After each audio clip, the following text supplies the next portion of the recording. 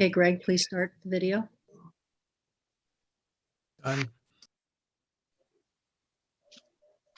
And we will start with a roll call for who's present. Heidi? Here. Ricardo?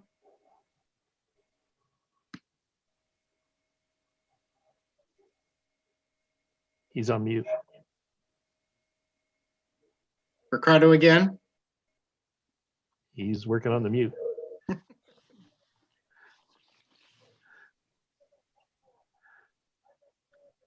I'll go on. I'll come back to him. Yeah. Crystal? Here. Jason?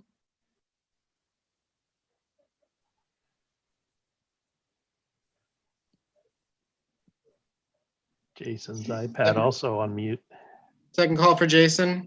Oh, Yep, there I'm he is. here. Mute wasn't going off for a second there, sorry. Thanks, Jason. Bill? Here. Chair is here. Calling again for Ricardo. Here. Perfect. Thanks, Ricardo. Sorry, it's running No, late. that's fine. If you would all join me in flag salute and pledge of allegiance. Start our meeting off.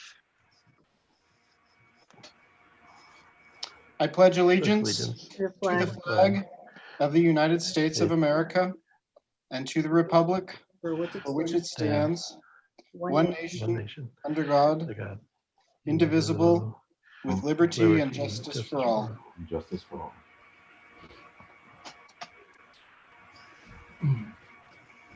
I'd like to welcome all of you to the meeting. Thanks for being in attendance, and any of the guests that are out there, as well as some of our presenters tonight. So much appreciate you being here tonight. First order of business is approval of the agenda. Point of order, Ginger, we talked about changing agenda, and that did that get moved, or do we need to still address that? The agenda's been revised. You may want to note that the agenda's been revised at this time.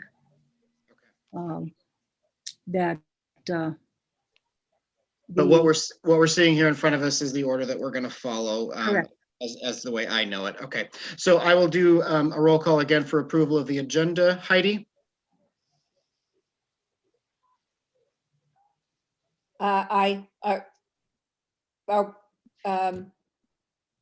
It's not a motion, right? So we're just voting to It's yay or nay. yay. Ricardo? Yay. Crystal? Aye. Jason? Aye. Bill? Aye. Chair votes for, so our agenda set as presented. Moving along to item number 2, because I don't believe we had any public comment. Is that correct, Diane? I didn't see any come through.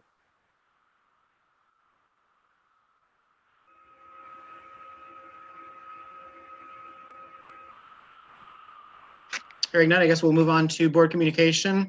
Ask you to check out the updates provided there.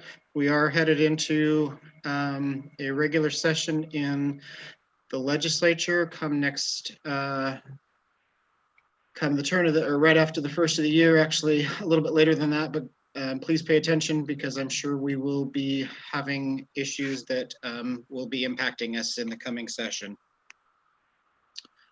The other links as well too, and again, I'd ask you to look at that. I'm not going to go into detail here because we've got some stuff to cover. Moving on to item B of 2 is appointing a new school board member. All of you have been provided the notes and the interview videos, and I appreciate you guys taking the time and looking over those carefully. We have 2 extremely well-qualified candidates in both Richard and Christy, and I appreciate their willingness to step up and take on this role. It's impressive that we have 2 candidates of such caliber who are willing to do that. So I would entertain. I have my hand raised. It's Crystal. Go ahead, Crystal. I would like to make a motion that we appoint Christy Buckland to the North Marion School District Board. have a motion I'll second that, Heidi. and I have a second from Heidi. Is there any discussion?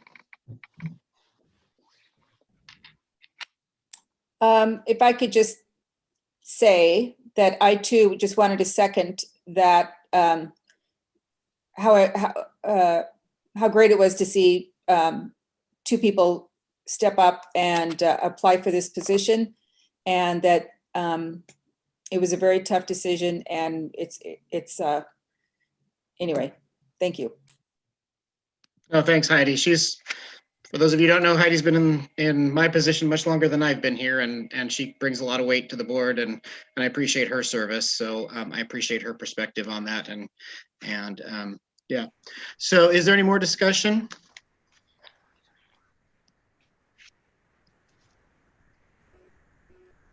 And I'm sorry, my screen is not showing hand raise. I'll have to do that after this next portion. So we'll move to a vote. So this is an affirmative vote. So if you vote yay, you are voting to appoint Christy Buckland to the open position for North Marine School District Board of Directors. Heidi? Yay. Ricardo? Nay. Crystal?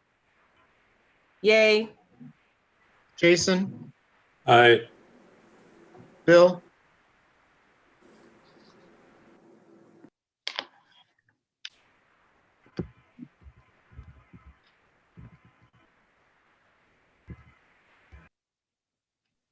Bill? Sorry, I was struggling with the mute button there. A nay? No? Okay, and chair is going to vote in the affirmative for a yay. So with that, that gives a majority vote to Christy, and I would like to congratulate her and welcome her aboard the North Marine School District Board of Directors. I also would like to take the time to, again, offer really sincere thanks to Richard for stepping forward.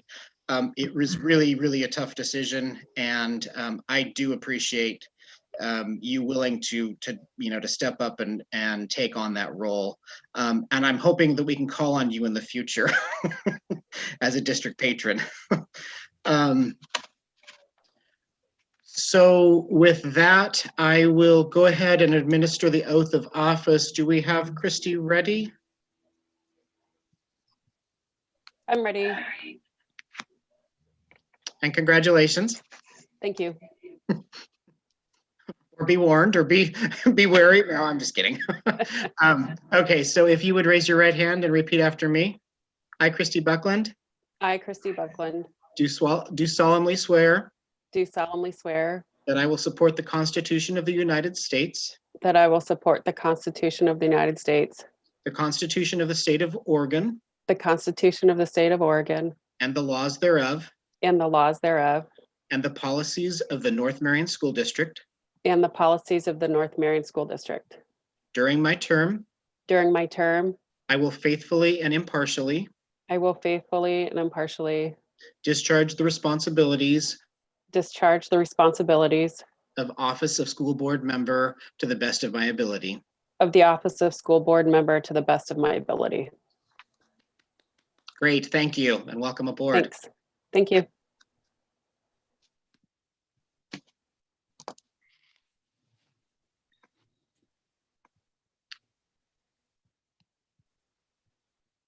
Alrighty, moving on to item D on this.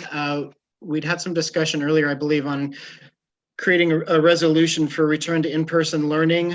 And again, I'm struggling here with how I can make, so I can see things raised. I've made a couple of people co-hosts, so perhaps they could look for the hand raise on the images. If you open the participants panel, you'll see it. Mhm. If you go to the bottom of your meeting, there says participants, click on that in the I do see participants Crystal's panel. hand raised. Okay, go ahead, Crystal. I assume this is where we can discuss these, Glenn? Yes. Okay. So I read each one of these in detail, and I was not in love with any one particular resolution where I'd be willing to carbon copy one of them. I felt like they needed a little tweaking from our district perspective, but they were on the right track, if that makes sense. Anybody else want to chime in? Um, Go ahead, do. Heidi. Yeah, I too read them, and it's kind of a fine point, but there is some real differences in them. And I think of all of them, I felt the Medford most aligned with where my thought process was. I honestly, I couldn't really understand where Westland Wilsonville was going on their second page, what they were trying to get at. Anyway,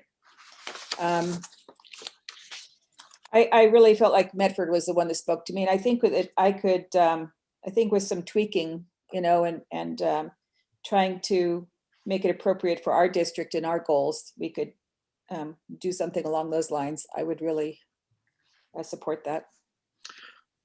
Are you to the point where you'd like to offer a motion to that effect with some wordsmithing, or would you be in favor of fleshing the language out in a work session? Yeah, we could either flesh it out in a work session, or maybe a couple board members could get together and come up with or board members and a staff, or however we want to do that, and come up with a document that would that we could put forth for a vote. I would be willing to work with Heidi on something like that. I know we haven't heard from anybody else yet, but I did like the Medford one. I just think it needs just a little bit of wordsmithing, so it's perfect for us.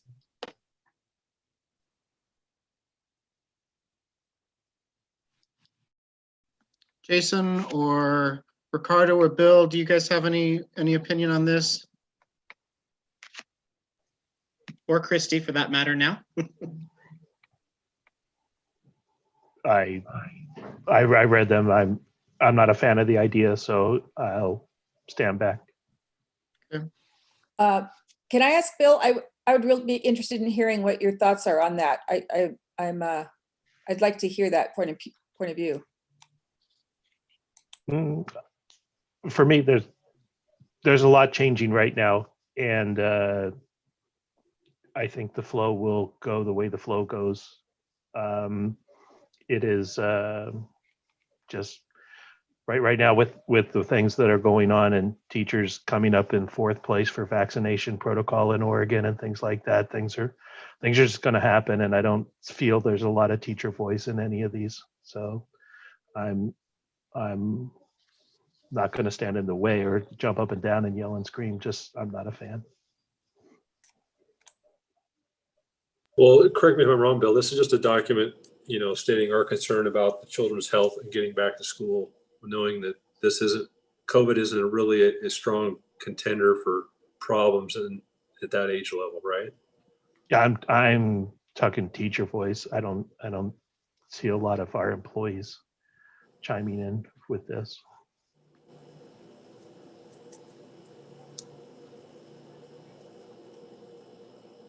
Ricardo, do you have any thoughts on it?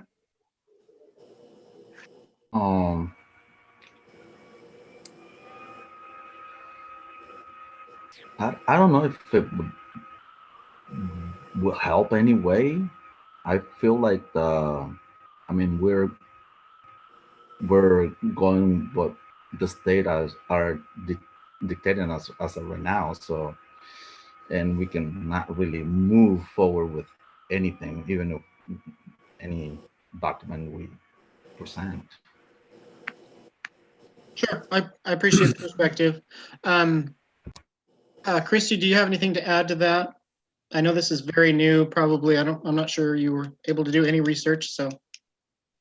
Yeah, I read through the 3 on the agenda. I think it would be great if the board felt like putting out a document that it was tailored to the district, and maybe took in some of those concerns too. I think that would be a good move. And Okay, so I'd be willing to help with that if that was something I needed to do.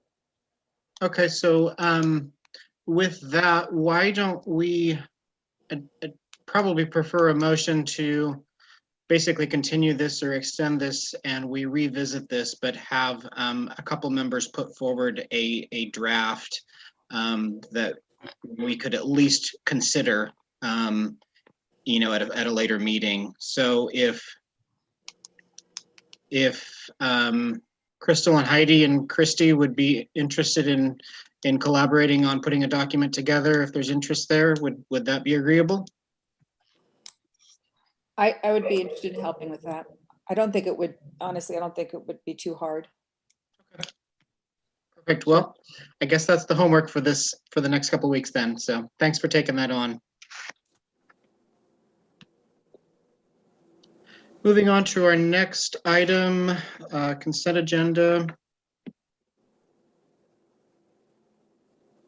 Hopefully everybody's gotten a chance to read over the minutes. And I would entertain a motion. This is Crystal. I'll make a motion that we accept the consent agenda as presented. Yes, Bill, I'll second. Have a motion and a second. Is there any discussion? Hearing none, let's. I'm sorry. I'm very happy to see on the HR personnel extracurricular activities for the children.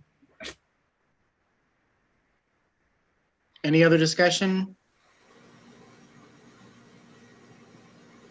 Hearing no more discussion, we'll move to a vote to accept the consent agenda items. Heidi? Aye. Ricardo? Aye. Crystal? Aye. Jason? Aye. Bill? Aye. Christy? Aye. Chair votes for. Motion passes. Next item up in our agenda is a business update from Linda. Is that correct? Is this the correct order of that? Are you going to go first, Linda? Yes. I just want, if anyone has any questions on the revenue and expense spreadsheet or summary, I'd be happy to answer them. But since we have the audit tonight, I wasn't going to take too much time with it. Okay. So are there any questions?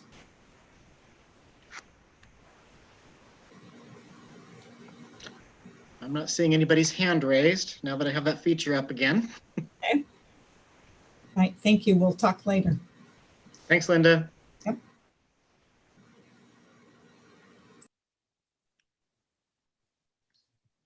Moving on to board action items. Item A would be approved board resolution 20-07. Since you were the maker, Bill, would you like to motion that? Sorry, wasn't prepared for the mute button. Yeah, so this is just exactly what I presented at the last work session, asking if everybody was okay with me putting this out. Nothing really changed, except I think I had a date wrong. So this is that motion or that resolution for that. And I'll make the motion to approve resolution 20-07 as presented. This is Crystal. Is Colt Gill's name spelled right? I looked it up, but maybe it got typoed. I just want to make sure really quick. I can tell you in, give me 30 seconds, not even 30 I think that is 10 spelled seconds. correctly. There's only one L. I just want to verify really quick. Sorry. Department, nope, there's 2 L's. That's a typo. Well, I'm wrong. So we can amend that with resolution with Cold Kill's name spelled correctly. And I will second. We have a motion and a second. Do we hear any discussion? I just wanted to thank Bill for drafting this, and it's a resolution I think we can all wholeheartedly stand behind, and thank our staff and teachers for the outstanding work they've been doing. Heard good things actually from parents. They're really appreciative. Our district's doing really well, thanks to our teachers, and I know they're putting in tons of time. Thanks, Heidi. Any other comments or questions?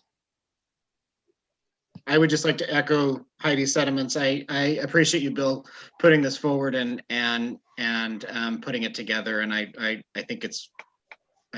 actually think it's great. I think it's a great way to recognize the work that all of our staff is doing. So with that, we'll move to a vote. Heidi?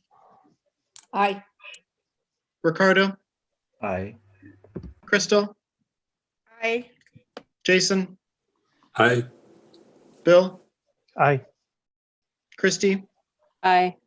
Chair votes for.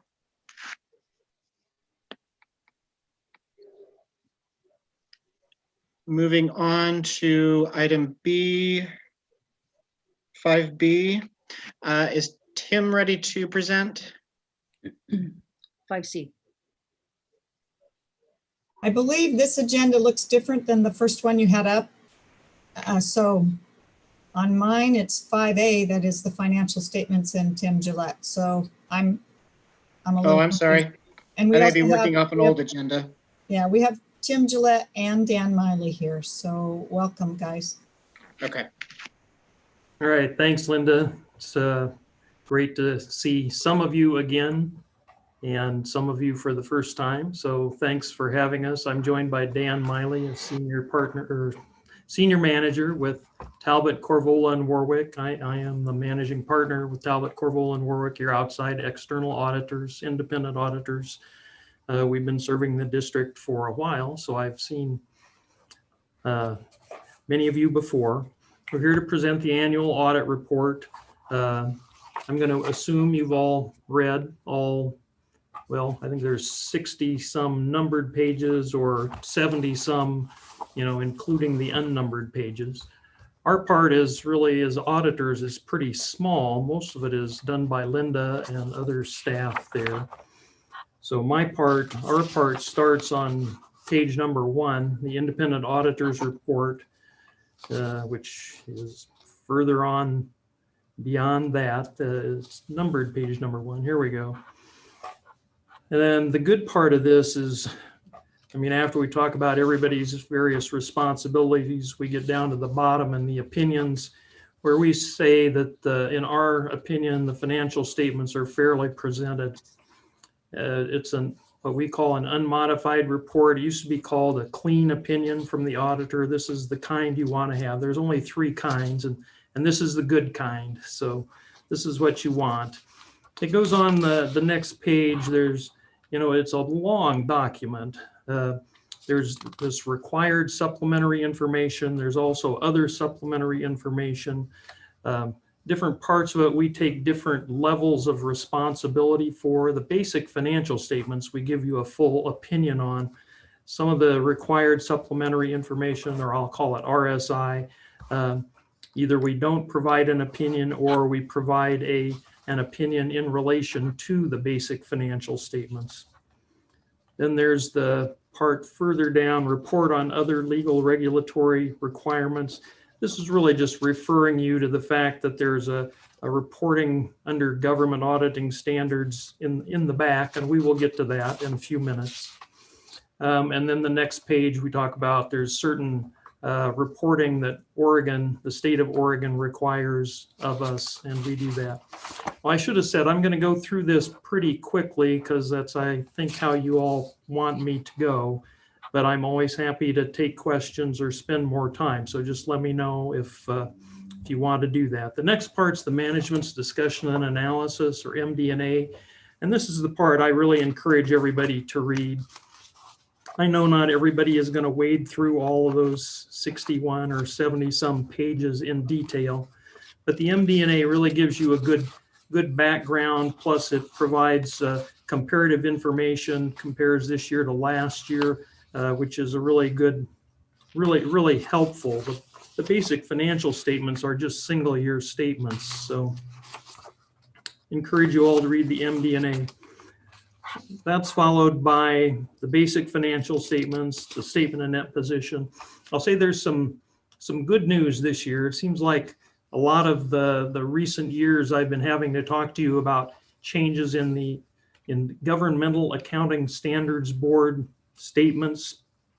And having to account for things in different ways than we have in the past. Happy to say there are no changes this year. So you don't have to get used to a bunch of new rules this year. That'll probably change in the near future, but for now it looks about like it did last year. The first part are the entity-wide statements, then you get into the governmental balance sheets and so forth. And again, I'm gonna zip over this really quickly. Those are followed by the notes, which are also really, they're considered part of the basic financial statements because they explain things in a lot more detail, and you really need to read those to understand the statements. If you get all the way back to page 51, that's really the next part that's ours. And those of you that have been with me in previous years, this is the single audit. This is our audit that the federal government requires you to have because you've expended over a certain amount of federal funds. The level currently is $750,000. If you spend more than that much in federal monies, you have to have a single audit. This is our work on that. There are really two reports here. They look very similar, and they are very similar. Basically what they say is generally we found everything to be fine, but there were two findings, and we'll talk about those in a little bit of detail. I'm going to skip past the reports now and say, you know, the CFA is fairly reported, et cetera. The CFA is that's my terminology, sorry, for the schedule of expenditures of federal awards, which follows those reports. And behind that comes the schedule of findings and question costs, which kind of summarizes what I just said about those first two reports. You have some significant deficiencies identified in each of the reports. Again, we'll talk about those, but no material weaknesses, which is a good thing. That would be a higher level of seriousness. And they're unmodified opinions, or clean opinions, if you will, on the statements and compliance. So finding 2020-01, I assume you want to talk about the findings a little bit. There were a couple of adjusting entries we made. The good news is they both increased revenue for the district. And in addition to that, there were some time cards, and this kind of goes into finding 002 as well. The district went through a time where Bethany moved on other places. There was some change in personnel. There was some initial personnel that didn't necessarily work out, and there's been some personnel changes. So, and there were times when there was no one but Linda there. So it's pretty difficult to have a proper segregation of duties during some of those time periods. And we think that was the cause of this finding 001. 002 is the compliance finding for federal monies, and this was time cards not reviewed and approved. And you might notice this is very similar to a finding that we had last year. And I'll say this frequently occurs when the audit happens. We come in October, November, something like that. We find something, well, the year is already partially over. So it's almost always going to happen that you're going to have the same finding 2 years in a row before you can get it cleaned up, because you hear about it the first time, you're several months into year 2, so you're going to get the finding again. With all that in mind, I will say that of our 60 sample items, you'll see there was one time card that was missing some documentation. One time card wasn't approved in a timely fashion. One time card was missing documentation of the date of the review. And one time card had a variance. So we're not talking huge issues, I wouldn't say, and not a large number of them out of our sample, but still enough that we have to point it out. So those are the findings. Those are probably the most significant part of the audit if you want to talk about anything. There's also, this is all followed by the Oregon State regulations requirements that you're looking at now on screen. Really, there was nothing here that we found the district was in compliance with everything that the state requires us to look at. No over expenditures or anything like that we have to report to them. So generally speaking, I'd say a very clean audit, just those couple of little things, and I would call them little things. Generally, I would say Linda does a very good job, and we very much appreciate her help. And I think you can be proud of what the finance staff does for North Marion. We do have other clients where I have a lot more findings I have to talk about and a lot more difficult conversations than this one here. So questions, happy to take questions. I see Crystal has her hand raised.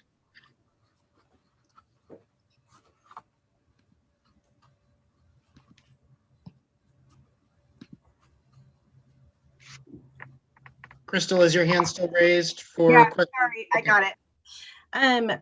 I just have a quick question regarding other clients of our size. Do they typically only have 2 people that cover finance? So in this respect, when I'm looking at this memo, we have our HR payroll person and our business manager. In other like size districts, do they have a 3rd person? I'd say it varies with every district is a little bit different. Every district is a little bit unique. Obviously, with 2 people, it's hard to have a perfect segregation of duties at all times. And if anything happens to one of those 2 people, you're kind of screwed. But then again, you have to look at what the district can afford and what you want to pay for. And of course, the cost of controls shouldn't exceed the benefits to be gained from those controls. So. But often there is that 3rd person that could be cross-trained in to cover. It wouldn't be type. I'm sorry, I kind of stepped on you there. No, it wouldn't be unusual to have another person, no. Thank you. Sure. Go ahead, Bill, you had your hand raised. Hi, thanks for the report. Just wanted to ask about the partial assets that were part of the bond project that are going on. Are they accounted for in the middle of the report there, where you're looking at the assets and liabilities remaining? I'm not sure if I understand your question, Bill. Sorry. So the bond project, when we're Right. talking about district assets and things, did you count those as partial asset for the ones that are incomplete, or how did you work in the work of the bond? If you're talking about the construction in progress, that's a big number for you guys, and it's included in if you were looking at page 10, it's in part of capital assets not being depreciated, because you don't start depreciating them until you put them into service. Or if you were to go back to page 25, capital assets, you would see the $28 million increase. I see it on 25. Okay, now I see it. Okay, got it. Thanks for that pointer. Sure. Got it. All right. Thank you. Of course. Thanks, Bill. Any other questions? Don't see anybody else's hand raised. I would just say thank you, Tim, for doing that work for the district and for your presentation tonight. Sure. Thank you. Glad to do it. I will say we do work for the board. We work closely with management, but we do work for the board. So if any of you have questions or concerns at any time, please contact Dan or myself directly. We're happy to talk to you, happy to work with you. And we appreciate having you as a client. Great, thanks, Tim. Much appreciate that outreach too, and that kind of that open door if we want to further discuss with you. So. All right. If there's no other questions, Dan and I are probably going to step out. So. Sounds good. Thanks for your report tonight. All right. Thanks a lot, everybody. All right, Thanks, take care. Dan. Thanks, Tim. Thank you Bye-bye. so much.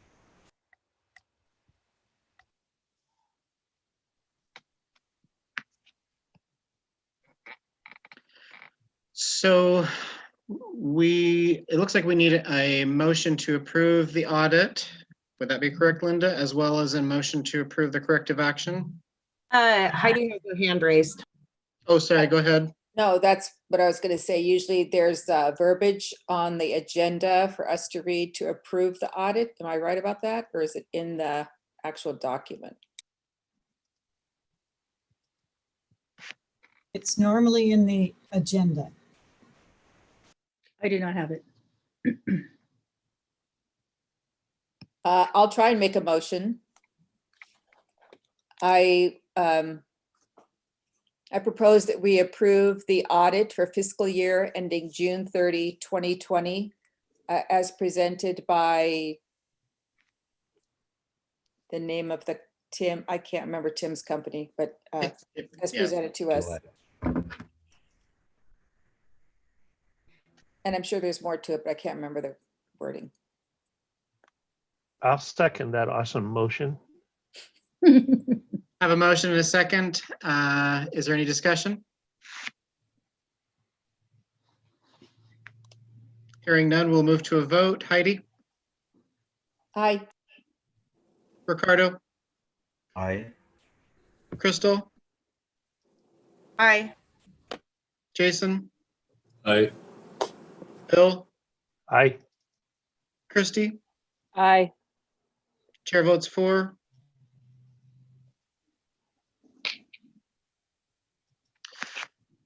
That motion is approved. Next item would be approve of corrective action plan for the audit finding, assuming we need a separate motion for that as well.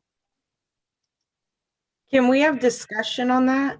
Or should, I want to ask that question, like, should we have a third person to deal with this corrective piece? Because I'm really concerned, especially given the mandatory COVID isolation stuff, that we only have one person right now doing it. So I don't know if you want to push that to an agenda topic later at a later meeting, or if this is where you want to talk about this stuff. Linda has her hand raised. Am I unmuted? You're unmuted. Okay. Crystal, that was only for a small period of time that there was only one person. So we have Amy, who is our payroll HR person, and myself. So now that finding was on the fact that I had to do a payroll last year in October when we did not have an HR payroll person and there was no one to check my work. Now then the rest of the year, except for one small payroll, the last one in June where the person was out on a leave, there was no one. Now we have Amy here, and so we have the two segregation of duties as needed by the auditors. Also, other financial stuff, Ginger looks at pretty much all my journal entries. There's an approval for all my payments, either from our project manager, from Ginger, or any of our department heads. So there is now there's two people that work on this all the time, and it may not be the same two people. Sometimes it's Ginger looking at my work.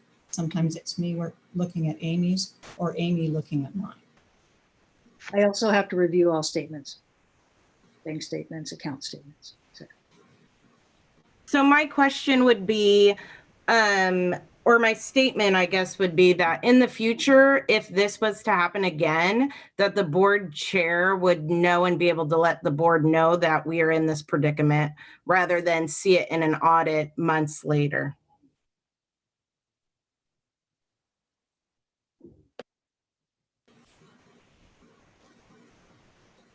I'm hoping Amy stays a whole lot longer than me.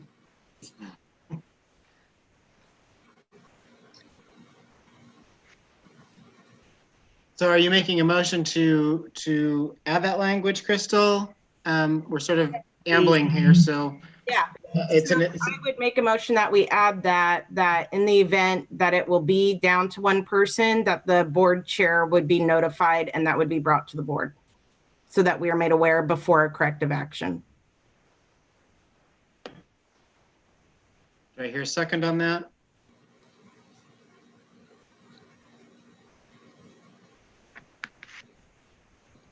Hearing no second, that motion dies. That still leaves us with the business of approving this corrective action audit finding. Do I hear a motion to that effect?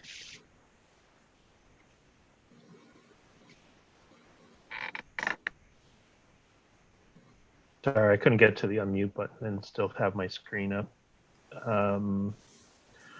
Let me take a stab at it. So I'll make this bill, by the way, I make a motion that we adopt the memo for corrective action plan 2020-001 and 2020-002 as presented. I'll second that. Heidi? I have a motion and a second. Is there discussion related to that?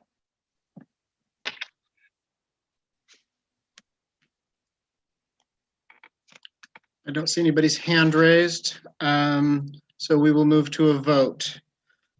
Heidi? Aye. Ricardo? Aye. Crystal? Nay, and to be shown into the record, it's due to believing that 2 people should be in charge of finances at all times. Jason? Aye. Bill? Aye. Christy? Aye. Chair votes for, motion carries. Next up is approval of Willamette ESD Local Service Plan 21 through 23.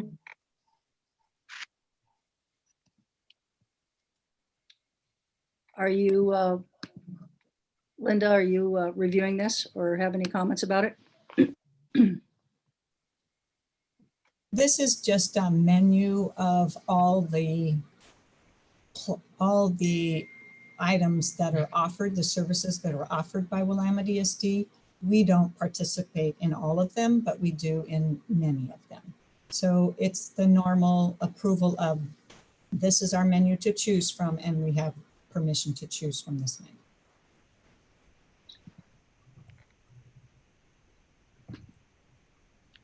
I see a hand up with Crystal. Go ahead.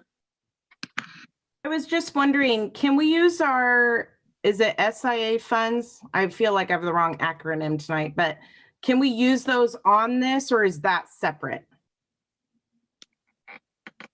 This is separate. These are resolution dollars that every ESD has participating districts, and they divvy up the funds they get in. So the special funds that are coming up, we cannot use in this area. I was just curious. We have a whole nother application that's been put in for those funds. Okay, so they don't cross over. Thank you. I see a hand raised for Bill. Go ahead, Bill. Just a quick process question. This is still an a la carte mess that we pay by the hour for each service we pick up per hour per student, right? It's the same a la carte method that we've always been doing with the ESD, right? Perfect. Right. Thank you. And as a point of information, the superintendents meet with the ESD as an executive council and review the needs that are emerging in all school districts. And then we figure out what we can do on our own and where we need help. For example, high cost special education services are something that's difficult for every district to do by itself. So we utilize the ESD for those services. Then the curriculum councils get together, which are the instructional leadership teams and assessment teams, and have that same process. What things are really, really needed? What can the ESD provide that districts can't provide for themselves? All of those things appear on the menu. And then each district chooses as a second step from that menu so they can build their plan of how to use their funds in a targeted way to provide the services that we can't do on our own. And like I said, for each district, it's a little bit different. So the menu provides us the opportunity to fill gaps and provide services that are needed. so we have a well-rounded program. Thank you. Thanks for that clarity, Ginger. Heidi or Crystal, did you have your hand raised again? No, sorry. That's okay. I just want to make sure I get to everybody. So if there's no more discussion, am I hearing a motion being put forward? We need a motion to accept the menu for our planning purposes next year. I will make a motion that we accept the, oh, I'm on the page, so now I don't see which one it is. The WESD, hold on, I'm getting down there. Local Service Plan 2021 through 2023. This Bill, I'll second. I have a motion and a second. Is there any discussion? Seeing nobody's hand raised, we'll move to a vote. Heidi? Aye. Ricardo? Aye. Crystal? Hi. Jason? Aye. Bill? Aye. Christy? Aye. Chair votes for.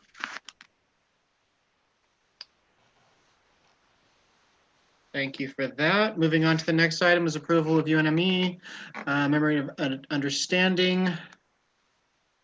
I had asked Heidi to, on behalf of the board, look in on that. I really haven't given Heidi any warning, but I didn't know if you had anything to add to this, Heidi, or if you do as well, Ginger. Well, the context for this is as we were wrapping up the contract last June, and this was one of the outstanding articles that we knew was going to take time to work through because the extra duty pay section, this article here, hadn't been updated for several years. Linda has some more information about how long it's been stagnant. And there was a real desire based on changes in a quantity of extra duty positions that were open, the timeframes that coaches were, as the OSAA kept changing the playoff schedules and different elements of the athletic programs, how would people be paid? And it took us a long time to work through it. So, Sherry, I would credit with helping facilitate that conversation, and Linda for clarity on the financial pieces. We had exceptional input and support from the staff in coming up with ways in which we could make it fair and ways in which we could decide how many funds should be allocated for which based on time. So Linda and Sherry, would you like to add something about this particular article? Oh, thank you for acknowledging the work with the association, Ginger, because I think that both Deanne Janess and David Sheldon were administrators on this subcommittee, and the work went deep to really get to the heart of what would be equitable for all parties concerned. And I think we came through it with some documents that we can be proud of and that were very thoughtfully prepared and considered. And I'm really pleased with the outcome. That's my 2 cents. Thanks, Sherry. I would add that the work that the committee did, and this committee was made up of both sides, was tremendous on coming up with the tiers and the way that the pay is allocated. It feels very fair the way they have put this together. So we're pleased with the work that they did. This is something that takes a long time, so it's never something we get to when we're in the middle of negotiations because there's so many other articles we are working on. Thanks, Linda. Crystal has her hand raised. Go ahead, Crystal. I just have a quick clarification question. The extra 10%, or wait, is it, yeah, 10% after they coach for 3 years, I think it was. I'm looking for that piece in there. That's not an extra 10% on top of it every single year, right? So like year 4, you get an extra 10%, year 5, you get an extra 10% on top of the previous 10%. Does that make sense? Or did I maybe read that wrong? So if you're a head baseball coach, or most head coaches on this, not all, you're at tier 1, which is $5,356. If you have been coaching at North Marion 4 years or more, then you will get an extra 10%. So you get an extra $535. So But- if next year we give a COLA of 1%, and so this goes up to say $5,500, then they will get 550 on top of the 5,500. So they'd go up to 6,050. But not for each year thereafter, Crystal. No, What I'm just getting at, not a just the compound 10% period. Okay, thank you. Wouldn't that be nice? Yeah. No, it would break the district. Thanks, Linda, for the clarification. Yes. And Sherry. No worries. Go ahead, Heidi, you have a question? Yeah, so just to be clear, the union has already TA'd this? Yes. And a shout out to And- Rachel Wilcox and Tully Wagner, who worked really hard on this, getting input from their membership and coming back and reworking things. It was a really good collaborative problem solving process that we used. And for our new board member, information about this process is we used the interest-based bargaining model rather than the traditional model. And within that context, we try to be as collaborative as possible and share each other's ideas. And not every article comes to the board for approval, but whenever there's a financial impact, a significant financial impact on this, well, at least, you know, for this one, because it's so heavy with funds, we wanted to make sure that the board saw it and approved it. But not every article will come, because sometimes it's just an approval of a new process or something that doesn't have a financial implication. So that necessarily wouldn't come to the board right away. It would be part of a larger looking at the contract rather than a single item. Thanks, Ginger. Crystal, you have your hand raised? I was just going to ask, can I make a motion to approve the Art 30 MOU and TA'd article? You certainly can.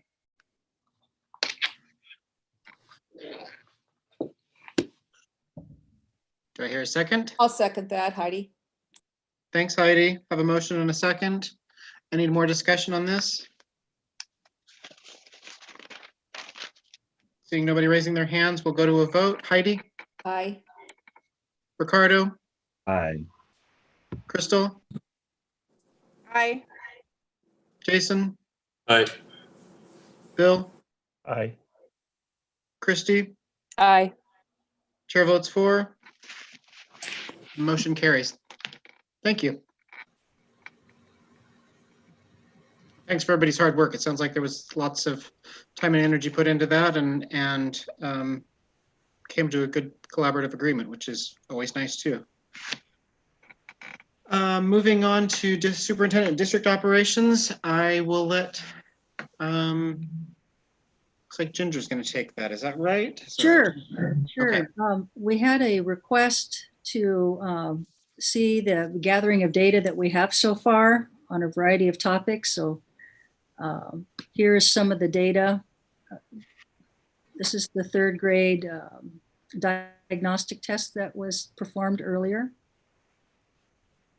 And the explanation is, of course, this is the beginning. When they're doing if you would use the term the pre and the post, this would be the pre. And you expect to see students at the beginning of the year more in the red and yellow than in the green. And you would expect later on in the year to see the red become smaller and the yellow and the green to become bigger. Can And we share screen for people watching? oh, I thought I was sharing my Yeah, screen. I'm Thank you. not seeing anything either. So I thought it was just my little tiny screens, but Whoops, let me do that here. Yes. How's that? Thank you. Okay, I thought I was sharing my screen. Okay, yes. So anyway, so this is the beginning of the first screen, the fall screen, where students are being assessed on what level they should be at, or maybe a little bit higher than what they may be at, in order to give a target for, someone who's at grade level or maybe slightly ahead will be down in the green at this stage. And most will be not quite there yet because they're just starting the third grade.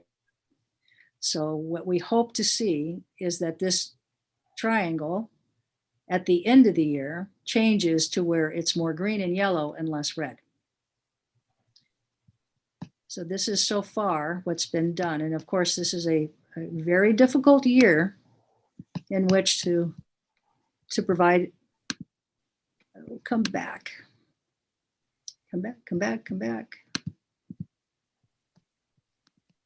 It's a very difficult year in order to have the same setting, the same environment, and the same tools for students to be able to demonstrate their best in a fair way. So it makes the use of data more challenging, not impossible, but it causes us to have to do significant more thinking and analysis than we normally would. So let's see, there's a reading, another reading, and then we have, let's see if I can get this, can you have it better? Okay. Here is one set of data that we're looking at now. Let's see if I can make this a little bit larger because I bet it's hard for you to see. What we've tried to do is to look at subgroup data by grade. And what we're looking at is the statewide, actually a national issue, but it's also statewide as well, is there's an increased number in students who are not passing their classes for a variety of reasons. And we are learning more about that right now. So all students by grade for this year, this is the data. And then we have also on the same chart asked for the same data for last year. And in most cases, there's an increase, and in some cases, it's a small increase. In other cases, it's a large increase. And again, this data was just updated again today because today was the last day for teachers to submit their grades online. So we will be in the process. We would call this data at this point raw data. And then we will perform an analysis on the data in order to inform our work of what it means, what we need to look at closer. We have broken down the subgroup data. And in places where you see an asterisk, it means that the cell size is so small that revealing the information would make it easy for people to identify who the student might be. So to protect their privacy, when the number gets too small, we do not report the number.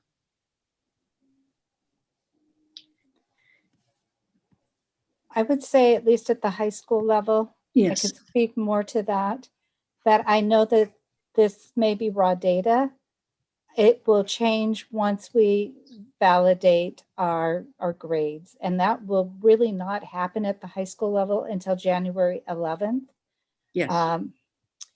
And because so many students have asked for and will be given more time to complete assignments before these grades are finalized. They have incompletes right now, and they're working with their teachers. And again, let me just shout out to the teaching staff who have turned themselves inside out for kids to accommodate their needs. and to be flexible with time in order to support them in completing what they need to do to earn passing grades. Mhm. So it speaks to two things: our teachers' flexibility and commitment to care and connection, but also maintaining the standards that the state expects us to have this year for teaching and learning through instruction with distance learning. So it's a fine tightrope to balance, but I expect that the data is going to be changing as students complete what they need to do to move those incomplete grades, which might look like they're an F right now, to passing grades. I have two people with their hands raised. Crystal, you were first. Go ahead. I was wondering if I could get the data for the 2019 third grade reading, just so I can compare what it looks like on each of those.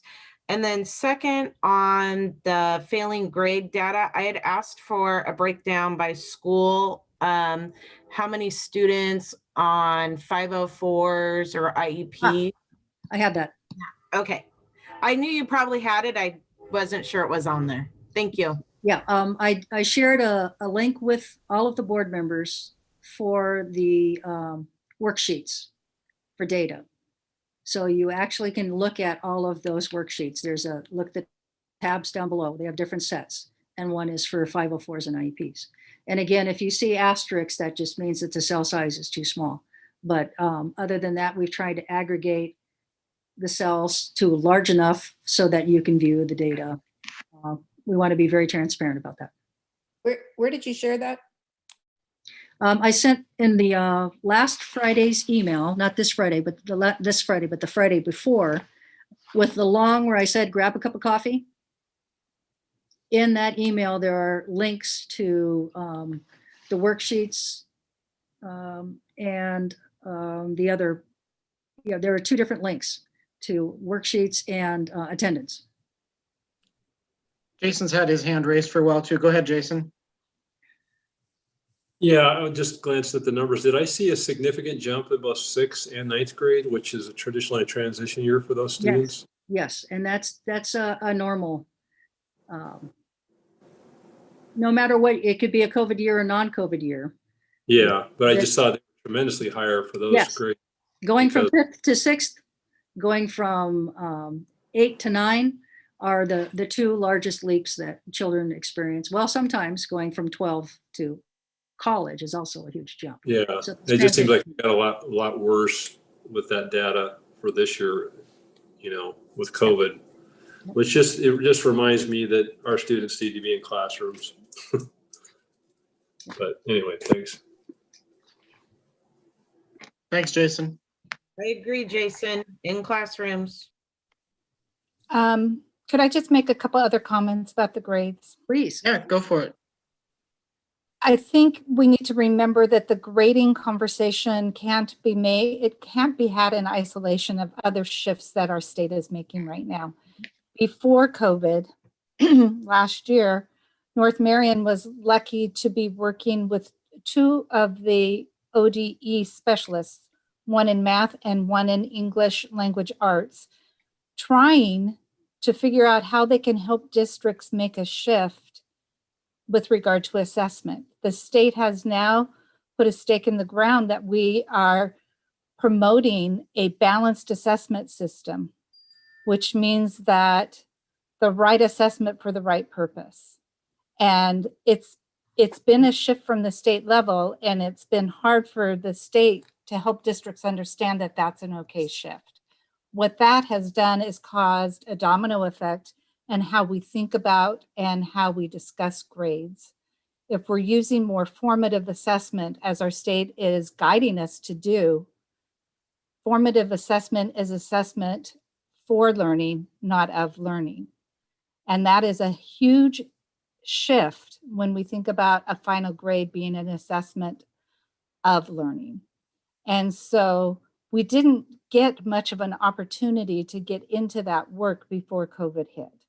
And so what CDL has done for us is it's really exaggerated the fact that we are in a shift where we need to look at grading differently. And the administrative team has started this work this year. But it's going to take some time for us to truly understand the work of assessment and how that leads to an appropriate formative grade for learning. Oftentimes, grades don't lead to learning at all. They lead to an endpoint for a student, and we want to keep our options open for kids to continue learning through formative assessment. That's where kids are going to do their best learning. So I hate to say it, but it's one more journey. It's a journey that was actually started years ago with HB 2220. That got dropped like a hot potato about a dozen years ago now, almost. And it's time to pick it up again as a state, and they are leading the way. So I just wanted to make sure that we keep the grades in alignment with everything else that's happening as far as shifts in education right now. I also want to say one other thing. I talk with a lot of teachers, and I'm so appreciative of the resolution that was presented earlier tonight, but I'm going to tell you, our teachers, our administrators have been to the edge of the cliff at times this year, working so hard to try and present instruction in a way that is engaging and relevant. The things that we've all had to learn on the fly, the old metaphor of we're building the plane while we were flying it could not be any more true. The stress and anxiety that it has left. Can't tell you how many meetings I've been in when somebody is in a puddle of tears just because it is so much and people care so very deeply about our kids at North Marion. I needed to speak out. I'm telling you from my heart how very, very difficult this has been for everyone. And I heard something very uplifting today. A teacher said to me, "Hey, Sherry, we're just hitting our stride." This was a teacher. "We're just hitting our stride. We're figuring it out. And there's lots of successes for our kids too." Everyone wants to get back to normal and be in classes, but to the point that it has to be safe. Though the science is out there that COVID is not spread. Cherry, I'm gonna interrupt. Glenn, I would like to stay on topic, and I don't feel comfortable where this is going. Okay, I do, Crystal, and I think you're out of line. I would ask you to finish your sentiment, Sherry. I just want to say that everybody wants to be back in class, and I'm not, Crystal, trying to be out of line. I'm trying to tell you how deeply, deeply impactful the situation has been for our teachers and for our families, and we want to get back to normal desperately. I don't need to say any more. I just wanted a moment to share the experience from the trenches and to say North Marion's pretty lucky to have the staff that we have, and thank you, board, for all the work that you do. This is a very, very special community. And I'm so glad to be a part of it. And I just needed to share. As we are getting ready to go on spring break, there's the bright side, and then there's the challenging side. And we don't get to choose. So thank you for hearing me out. Thanks, Sherry. Heidi, you've had your hand raised for a while. Yeah, thank you. A couple things. First of all, Sherry, I do appreciate hearing that because we live in a bubble, you know, and again, I don't, for the first year in 27, I don't have kids in school anymore. So it's good for me to hear that. I think we do need to hear that as a board. Thank you. Going back to House Resolution 2220 that you mentioned, was that the proficiency-based grading? Yes. Okay. HB 2220, yes. So we are still, but we still use, Oregon still uses it as district. We're not leaving smarter balanced assessments behind or Common Core. No, So we're not leaving that behind. That's still with us. So you're talking about when you say a formative assessment, or You're talking about ones that are like the iReady or?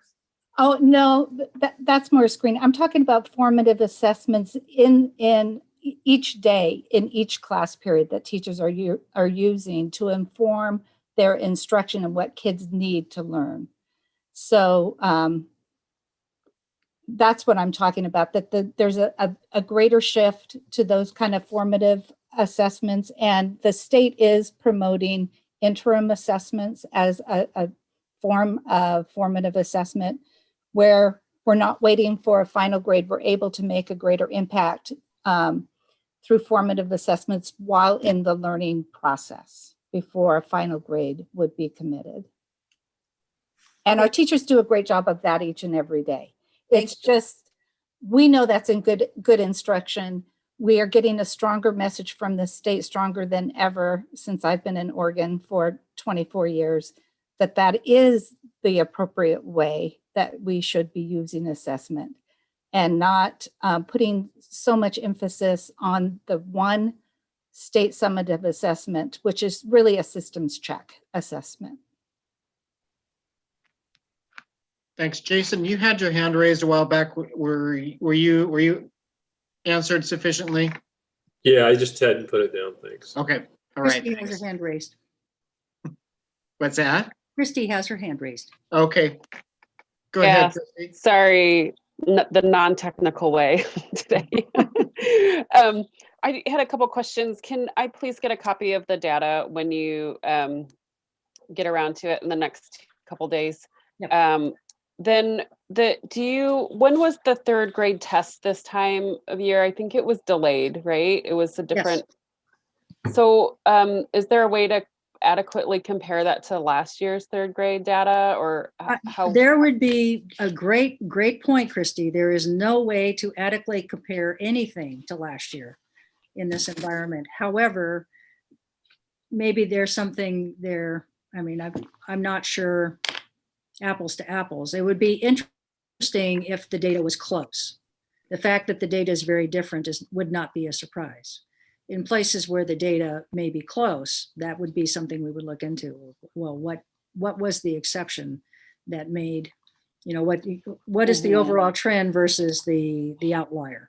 And is that outlier a significant outlier or an informative outlier, or is it just an artifact? It was an accident.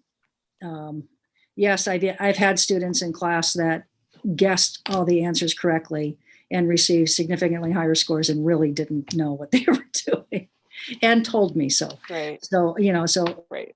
we have to vet that data well before we decide what it really means. And you are right on the mark.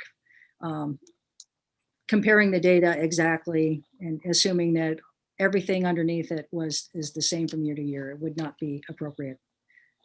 Well, last year's third graders, their spring testing did not happen. Is that correct?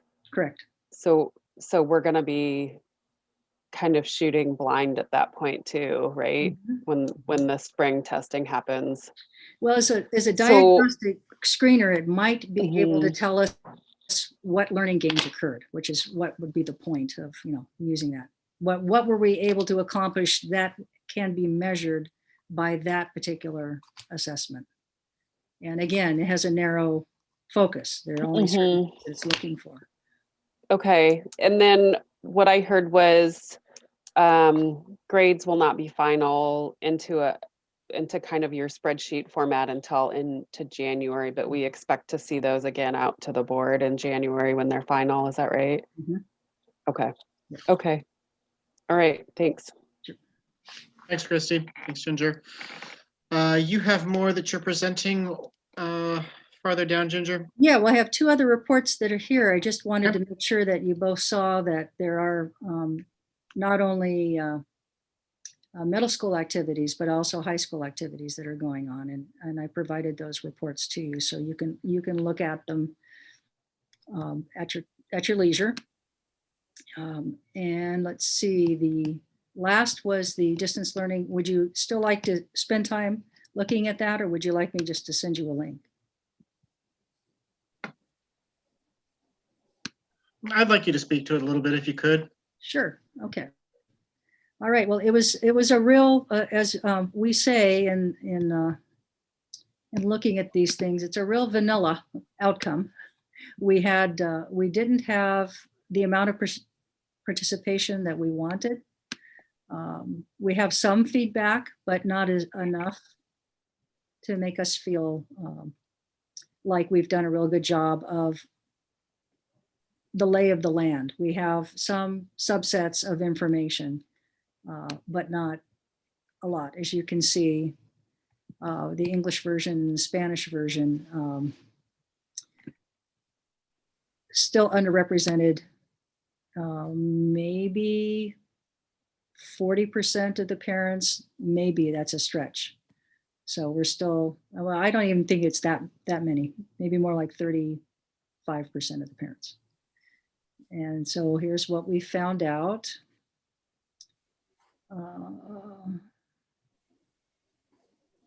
How many kids attend, or which children attend which schools. English was the dominant language spoken at home. Of the people that took the survey, 63% were white, 33% Hispanic, Latinx, 7% preferred not to answer.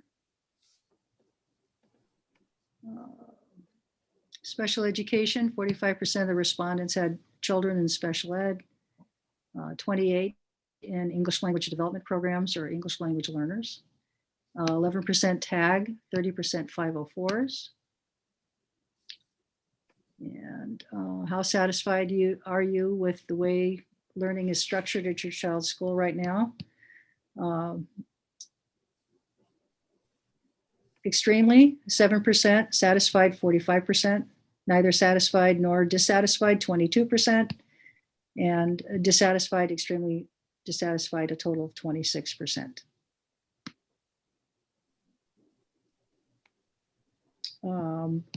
Should your child spend less or more time learning online right now? 21% said less.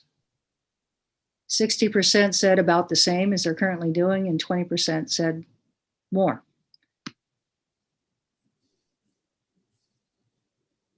How difficult is it for your child to use the distance learning tools such as Google Meets or Canvas? Let's see. Extremely easy, 11%, 39% said easy, 28% said neither easy nor difficult, 16% said difficult, and 6% extremely difficult.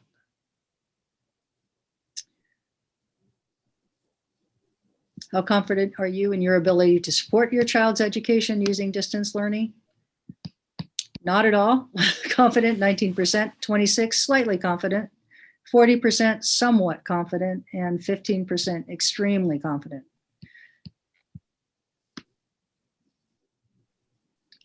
How clear is the work in which the school assigns your child? Somewhat clear, 48%, very clear, 30%. 16% said somewhat unclear, and 6% said unclear. How often does your child receive feedback? Always, 41, about half the time, 24, sometimes 31%, and never 4%. Oops, come back. Where did it go?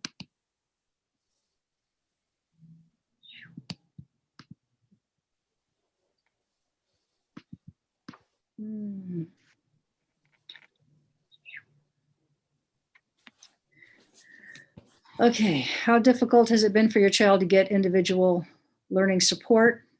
9% said extremely easy, 32% said easy, 40% said neither easy nor difficult, 14% said difficult, and 6% extremely difficult. So this kind of goes on for a while. And these are the different ways they support children during distance learning. And down here, I've not been actively engaged, it's 5%. So based on, there's extremely concerned about academic growth. somewhat concerned, 43%, and 20% are not concerned at all. Social emotional behavior concerns, somewhat concerned, extremely concerned, and 19% were not at all concerned about the social emotional well-being. Child's behavior, 47% not at all concerned, 38% somewhat concerned, and 15% extremely concerned. And physical health, peer relationships, somewhat concerned, not concerned, extremely concerned. Relationships with adults, not at all concerned, somewhat concerned, extremely concerned. And then we asked about food situation. This is a tribute to the community. I have to do a shout out to our North Marion service team, which is a nonprofit group in which many of our staff volunteer, and there are many community volunteers, and the PTO and the food bank and all of the different things that are happening that brought this number down really low, that we need more support from the school district right now. That number on the survey was 2%. So that says that our community service support, our network, our community is working overtime to make sure that people are getting help when they need it. So that's a shout out to our community as well as our staff. Housing situation, again, most people are not concerned. There is a little bit of concern. 2% again are extremely concerned. Childcare, not at all concerned for the majority. 15% somewhat concerned. 5% extremely concerned. Now, we have talked and reached out with families on a variety of topics, one of them being childcare. And this number I think is too low. And this is where I think the not having enough respondents is really giving us an impression that things are better perhaps than they really are. But I'm hopeful. We'll go with, this is what the data is telling me, and I will have to seek additional data to confirm or refute my current understanding. Ability to manage daily schedule. Technology, internet access. 61% have reliable access to high-speed internet. 34% have access to internet, but it's slow, and 5% do not have reliable internet access, according to this survey. Technical issue disruptions, 16% say never, 70% sometimes, 11% say half the time, 3% say always. Communication, how helpful has communication from your child's school been this year?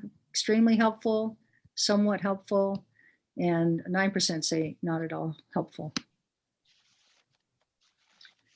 How about information about COVID-related safety measures? 51% say extremely clear, 43% say somewhat clear, and 6% say not at all clear. How comfortable do you feel communicating with your school? Extremely comfortable, 61%, somewhat comfortable, 34%, not at all comfortable, 5%. Oops, did it again. Too many clickers. Okay.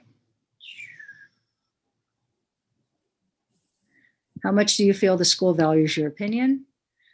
Values some, 47%. Values quite a lot, 38%. Not at all, 15%. How satisfied with you are you with the frequency of communication from your child's teacher? I wish they communicated more frequently, 26%. I'm happy with the frequency of communication, 73%. And 1% said, I wish they communicate less. When you need to, how easy is it to get in contact with your child's teacher? Extremely easy, 63%. Somewhat easy, 32%. Not at all easy, 5%. And the best way to reach out and asking for communications to be mailed home rather than through the computer. 15% of our parents still prefer to receive information via the mail. 13% need that of this survey required interpreter for school meetings. Would you like to talk privately with the child counselor or other adult about social emotional well-being or academic needs for your child? 12% said yes. And then we have a breakdown by race, ethnicity for satisfaction with the learning model. And Latinx is blue, white is red. American Indian, Alaska Native, green. Multiracial, purple. Prefer not to answer blue. So extremely satisfied. And I believe in this group, Asian is also in this group as well.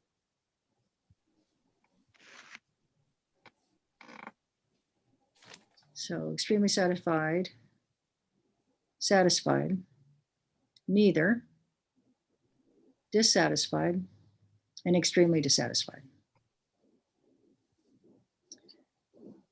So that particular data point is going to take some work to understand more.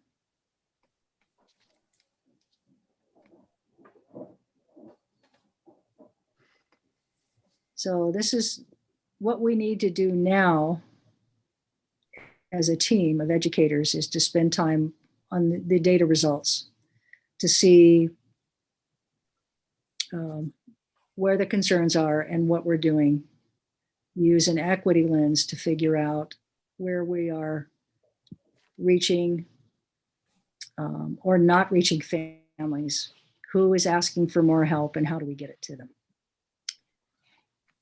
Sherry, would you like to add anything to this before I ask Christy to ask questions? No, I think, thank you for sharing all of that information. This is kind of hot off the press. And so we haven't, as an administrative team or building staffs, been able to dig into the data and request additional information. This is just a starting point, a springboard. Yeah. I fully intend that we will go back and ask for the data to be disaggregated further to give us the most helpful information. Yeah, we need to drill down on this data. Christy, you had a question?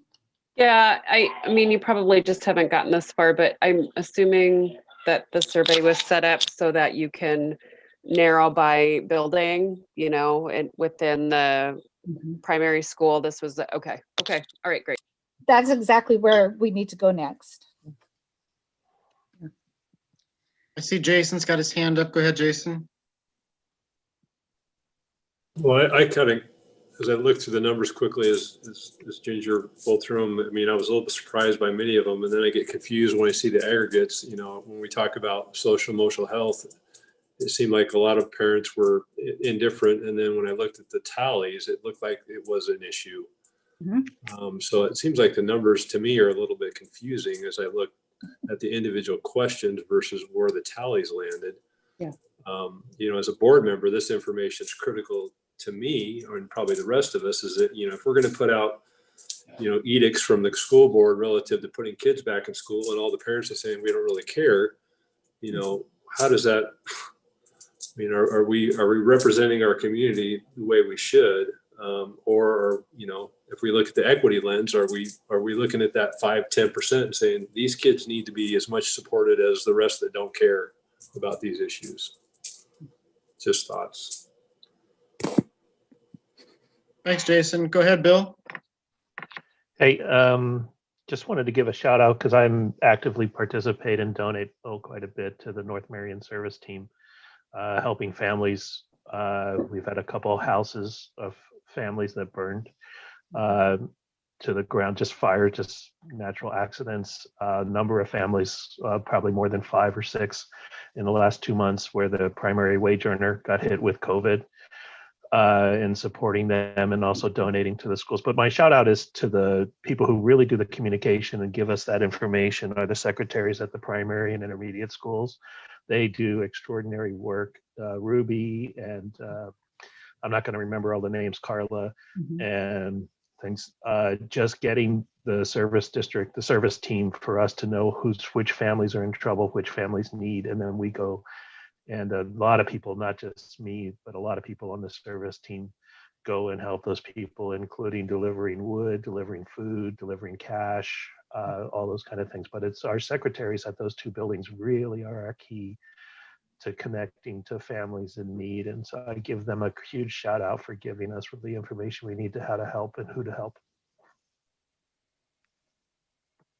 Thanks, Bill. Crystal, you had your hand up?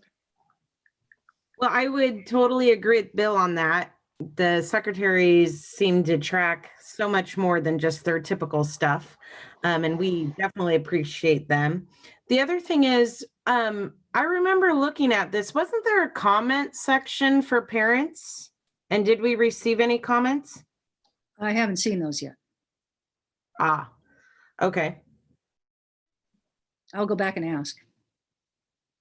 Yeah, because I was wondering if it matches the tallies and everything else, because not everybody would be more inclined to fully speak their mind in a comment section. So that's why I wanted to kind of look at those.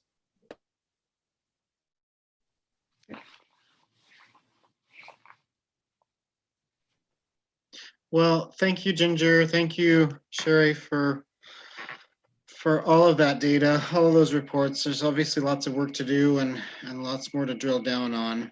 I want to take a little moment before I show you something to acknowledge not only Sherry, but the entire administrative team. What she said about the teachers and the hard work they're doing, I can't begin to tell you how much work the admin team is doing and how they're trying to not only move things forward, get plans in place, they're also making sure they get feedback, working with teachers, making sure that they're represented and their voice is part of the conversation, that everyone agrees and takes ownership and moves forward together. They are working hour upon hour, harder than I've ever seen anybody work before. And when Sherry talked about everyone being on the precipice, we're all on the precipice. It is brutal this year to work and still not have kids here. And I think we will all look forward to stepping back from the precipice and moving back towards the model where kids start to come back to school and things begin to go back the way they were. And then we'll start seeing those smiles again, but it's going to take a lot of work. And I'm just very grateful to have the administrative team that I have. And the same goes for Linda and Amy. I mean, they're here all the time, making sure that things are happening and that the staff has what they need in order to be able to do their work. I mean, that's why we're here. So thank you for that. I do have something to share with you. And since Val's on the call, you may appreciate this little program that she showed. They created this video. Yes, you can do music.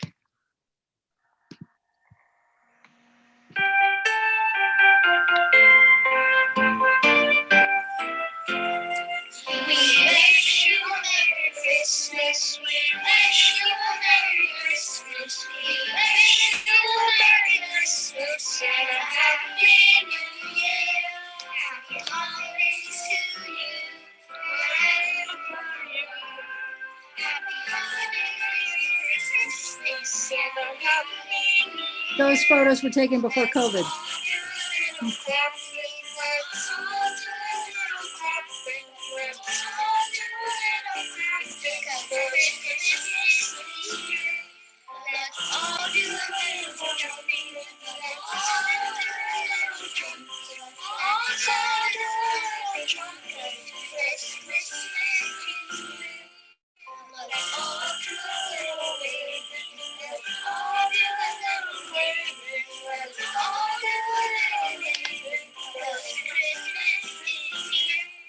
Let's all do a little happy. Let's all do a little happy. Let's all do a little happy. Because Christmas is here. Happy holidays to you. Wherever you are. Happy holidays. Merry Christmas. Happy New Year. Merry Christmas. Yeah, Merry Christmas. Happy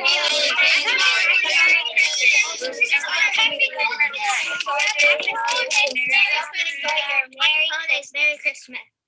So Val, from my heart, thank you. Yes, thank you. That was great. Heidi, you have your hand up.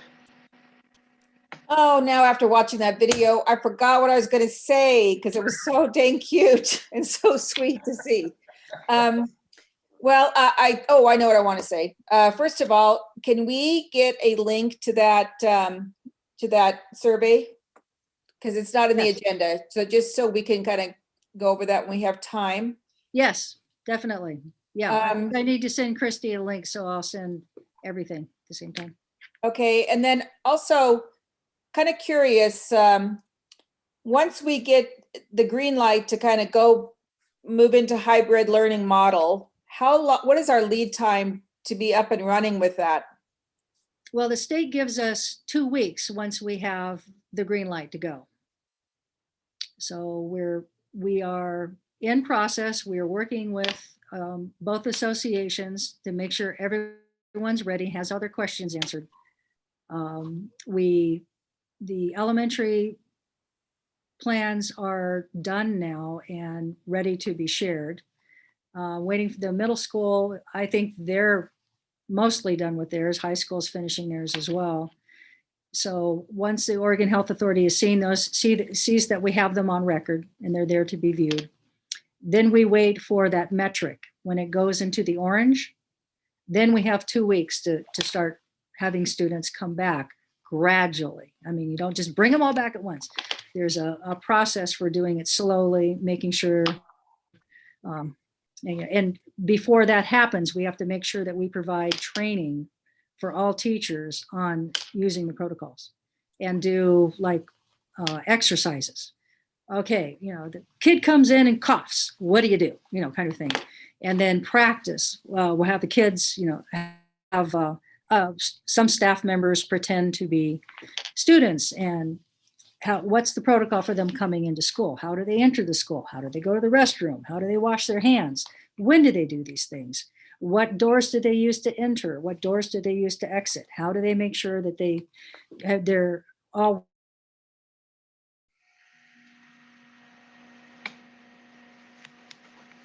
Front row. Lost audio.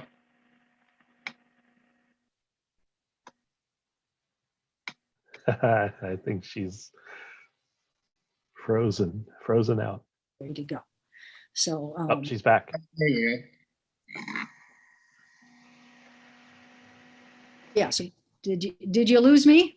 We did. We lost you for a second there at the end. Dang it, that was such a good speech. Darn it.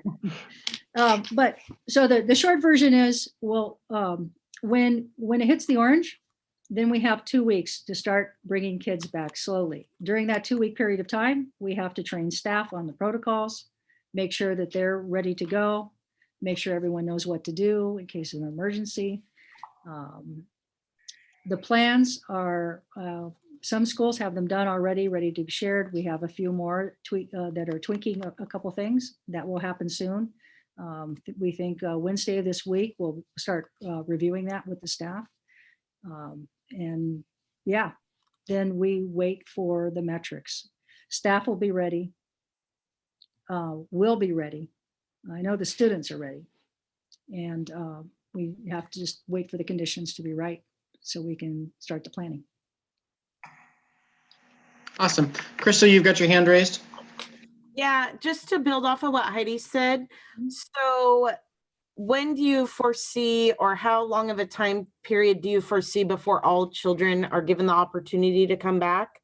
And it's like a 3-part question. So that piece, and then are we still going to have the option for children's families who are medically fragile to continue learning at home? And then 3, if the online only participants decide they want to come back, is that ever going to be an option for them this school year? That's out of my control. As soon as we're allowed to bring them all back, we will. I'm not sure what that looks like yet. So far, the most permission that anyone has is to do a hybrid model. So I'm not sure. I don't know how to answer that question yet because I don't know that it exists. You would allow some of them back. So I was wondering when you would allow a majority of the children to have an opportunity to have hybrid. Oh, well, the hybrids, that's different. No, all the students will have the opportunity for hybrid. Okay, I wasn't sure if those were selected group. No. Yeah, what I meant, I thought when you said all, that you meant like traditional school, That'd be great, wouldn't it? Yes, it would. Yeah. Okay, and then medically fragile. Yes, and there's a letter that's gone out, I believe, that our nurse wrote, Agnes wrote, that describes the risks, and it went directly to people who have families that are in that condition, they have a child that's in that condition, and asking them to work with their doctor to decide what the best course of action is for each family. And then Sherry, do you want to talk about the virtual online program? Yeah. I surely do. I have met with every building level within the last week or so, looking at the progress of the students in the virtual online program, anticipating if there would be a need for any of them to shift to the CDL model, because VOP is new and it requires a lot of independence, and it just may not be the right fit for all students. Excuse me, in the end, when given a choice to return to the CDL model, for some students, families have chosen to stay in VOP. So we want to accommodate the students based on what they need, whether it's the CDL program or the VOP program. And we do have some flexibility right now to shift any who would like to go back to CDL. We just haven't found that to be true for the families. So we want to make the most out of this year. And so moving between the programs, we are trying to accommodate.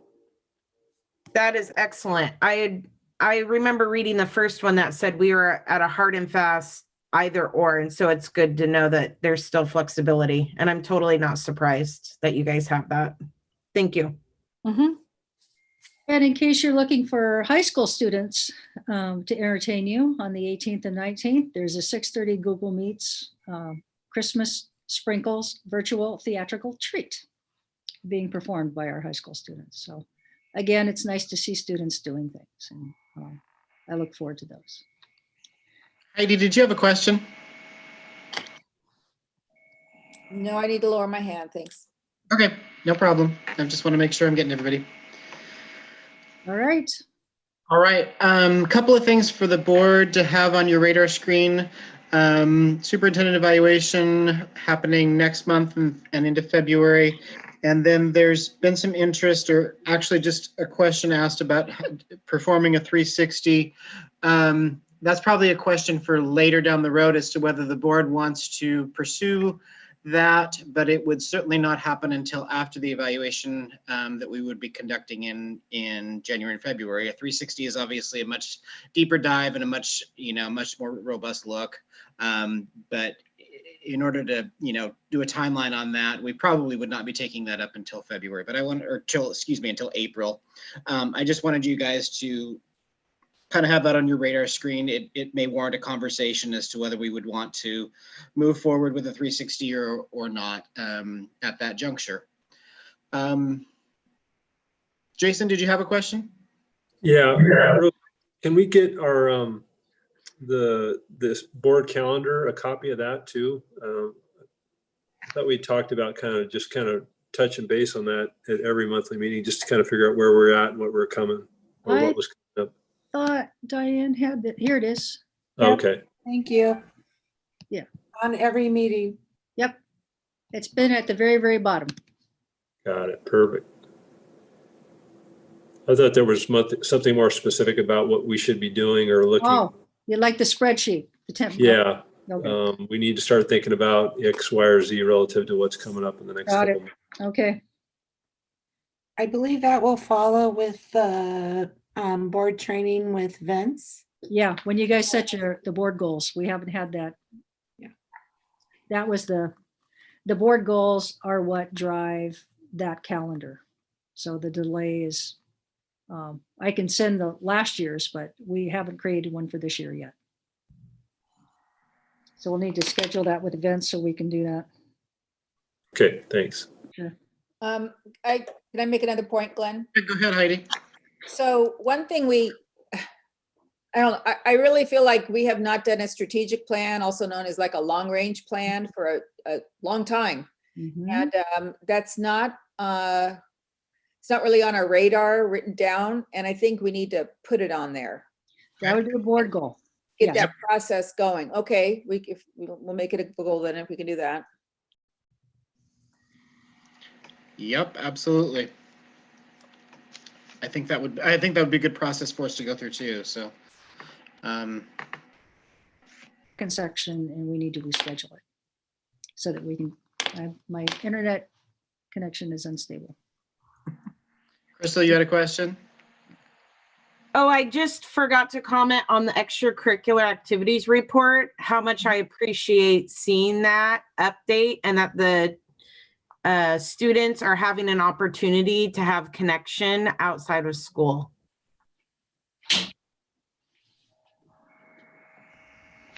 Absolutely. I would echo that too. So,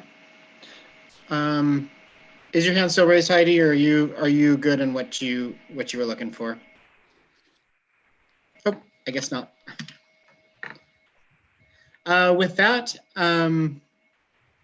I think we've reached the end of our business, and we will adjourn this meeting at 7:48 p.m. Thank you, everybody, for joining. Again, welcome, Christy, and we're adjourned.